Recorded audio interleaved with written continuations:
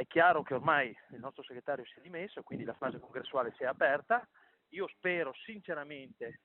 che il fatto che il partito sia contendibile sia dal punto di vista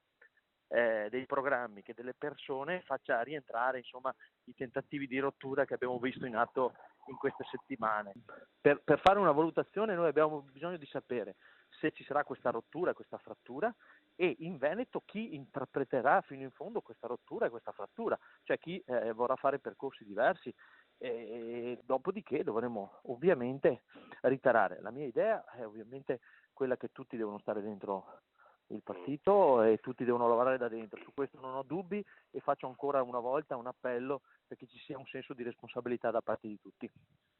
Qui non c'è nessuna conseguenza però, cioè si va avanti comunque con il congresso come previsto, con i 2 candidati alla segreteria? Allora, in questa fase si va avanti con il congresso, è chiaro che le date dovremmo molto probabilmente per una questione anche logistica e di organizzazione spiccia dovremmo cercare di allinearle, insomma di riuscire, se sono molto ravvicinate, a fare un unico momento congressuale, però ripeto, ad oggi non vedo motivi per rimettere in discussione il congresso nel suo complesso. Domani insomma, vedremo insomma, chi farà scelte diverse, quali sono le dimensioni di questa frattura, se ci sarà, io spero di no, e decideremo tutti insieme da farsi.